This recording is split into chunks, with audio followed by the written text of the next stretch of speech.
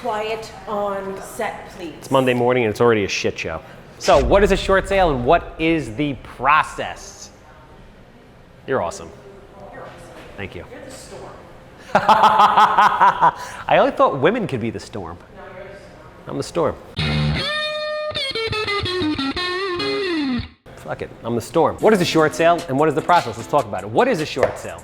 Simple, easy. What a short sale is essentially someone is buying a property for less than what is owed to the bank, right?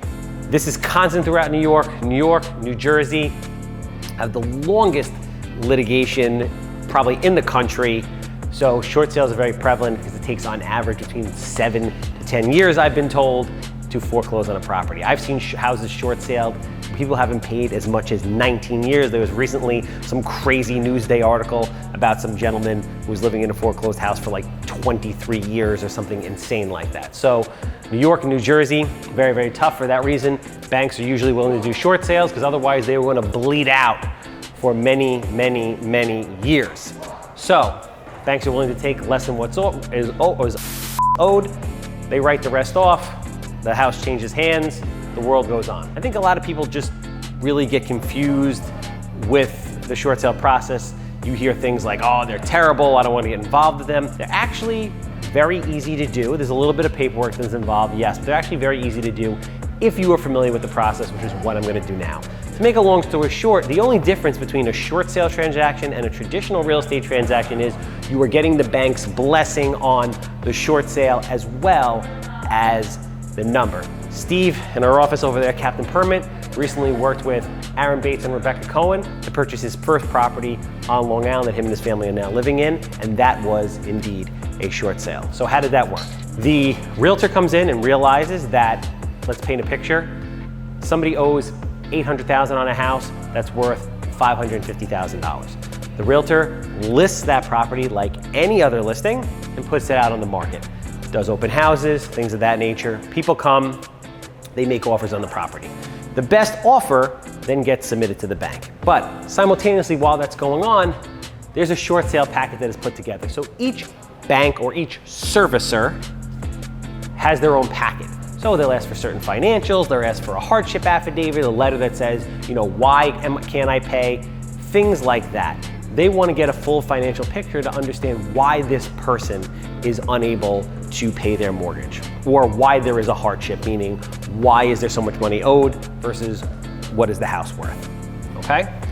Then there'll be a contract sale that will go out just like any other sale, obviously contingent on the short sale being approved. Once the full packet goes in and the bank has it, which includes the contract, the bank will send out either a BPO, which is usually a realtor for a broker price opinion, or if it's an FHA type of scenario, any government-backed loan, they always, always, always send appraisers. So the appraiser will come down, take a look at the property, and then put a number on it.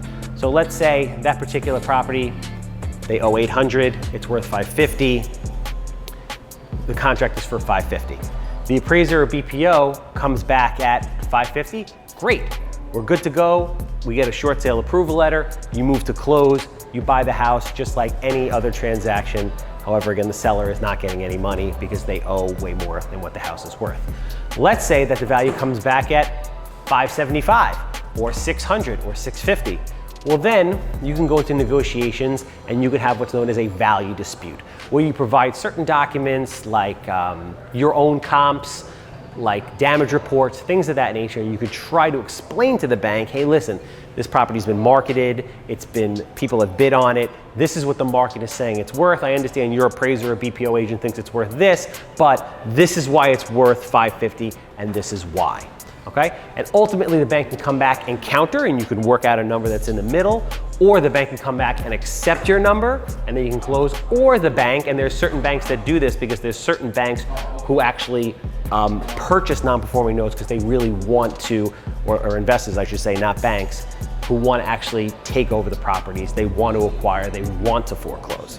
So at that point, you would either close at a number that you guys are both happy with, or the market wouldn't buy it, it doesn't make sense, no one's willing to pay the number that the bank is looking for, and ultimately the property gets foreclosed on. The big questions that a lot of people ask me is, Will every bank do a short sale? So to my knowledge, pretty much all banks will do a short sale. There's certain situations that I've seen personally in New York where they wouldn't. So Caliber Home Loans, 99.9% of the time, does not do short sales.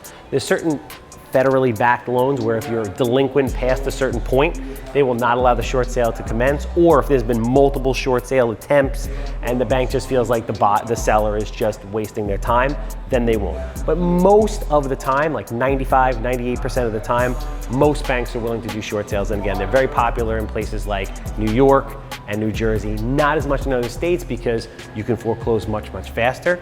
So there isn't so much a need, but that is pretty much soup to nuts, the process of what is a short sale, how does it work. So if you're a real estate agent, don't shy away from it. There's usually, but just know your role, okay? Very important. Realtors should not be negotiating short sales. It's not the highest and best use of their time. It doesn't make sense, but they can make a lot of money on it. For example, in New York, a lot of people list at 4%, 5%, sometimes 6%. In short sale scenarios, most of the time the banks will pay a full 6%.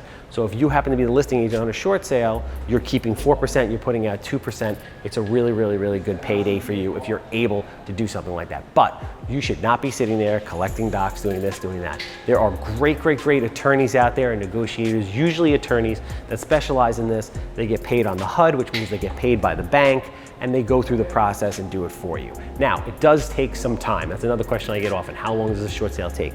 Short sales typically on average take anywhere from, I would say, 3 to 9 months. There's some that have taken years, there's some that go really, really fast. It really depends on the scenario. But obviously, if you have any questions, leave them in the comments. Feel free to reach out to us. Hit us up on the text platform. It's free, and you know we're always there. I get back to people once a day on it. So we're always here for you. I appreciate you guys. Can't even fucking shoot a video in peace here, right? I appreciate you guys watching. Thank you. Like, subscribe, share this video, and we'll see you on next week's educational vlog. Unfucking believable. I'm trying to shoot some content over here.